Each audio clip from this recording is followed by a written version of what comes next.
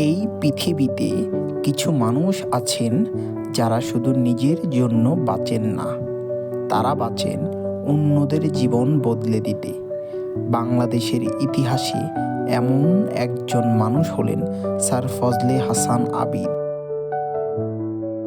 Sir Fazle Hasan Abid বাংলাদেশের বর্তমান শিক্ষা কাঠামোর অন্যতম প্রধান ব্যক্তিত্ব।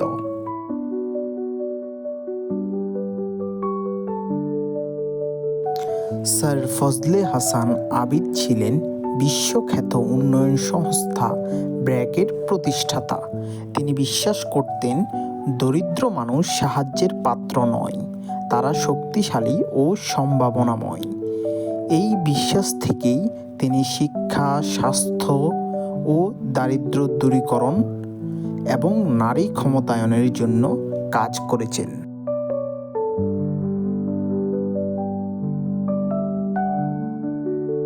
1971 সালের মুক্তিযুদ্ধের পর দেশ ছিল দরিদ্র ও সংকটে ভরা। এই সময় স্যার ফজলে হাসান আবিদ ব্র্যাক প্রতিষ্ঠা করেন।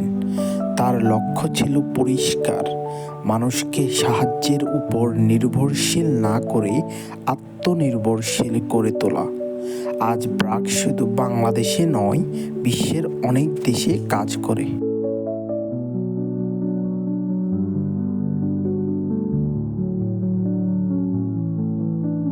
স্যার ফজলে হাসান আবিদ বিশ্বাস করতেন শিক্ষাই দারিদ্র্য থেকে মুক্তির মূল চাবিকাঠি।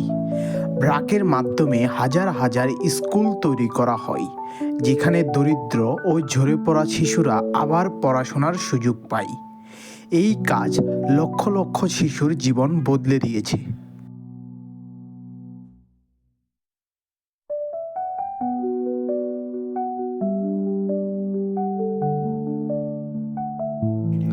স্বাস্থ্য খাতেও স্যার আবিদের অবদান অসাধারণ।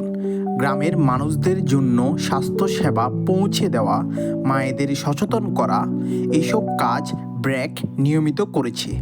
সবচেয়ে গুরুত্বপূর্ণ বিষয় হলো নারী ক্ষমতায়ন। তিনি বিশ্বাস করতেন একজন নারী স্বাবলম্বী হলে পুরো পরিবার বদলে যায়।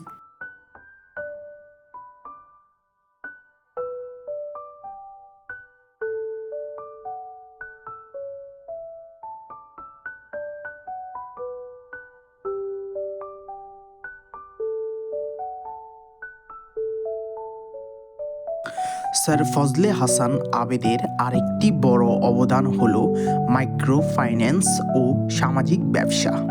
তিনি দরিদ্র মানুষকে শুধু সাহায্য দেননি, তিনি তাদের ছোট ঋণের মাধ্যমে ব্যবসা করার সুযোগ দিয়েছেন। এই উদ্যোগের মাধ্যমে হাজার হাজার মানুষ নিজের পায়ে দাঁড়ানোর শক্তি পেয়েছে। তিনি প্রমাণ করেছেন দরিদ্র মানুষ ভিক্ষুক নয়, তারাও উদ্যোক্তা হতে পারে।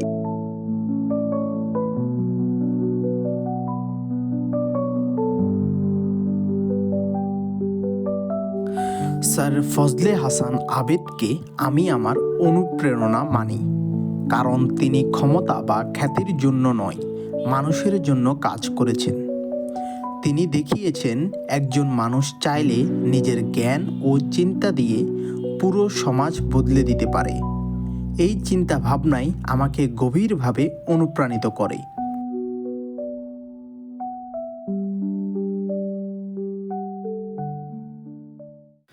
স্যার ফজলে হাসান আবিদের জীবন থেকে আমি শিখেছি সমস্যা দেখলেই অভিযোগ না করে সমাধানের কথা ভাবতে। একজন ছাত্র হিসেবে আমি প্রথমে নিজের দায়িত্ব পালন করছি, মনোযোগ দিয়ে পড়াশোনা করছি এবং নিজেকে দক্ষ করে তুলছি।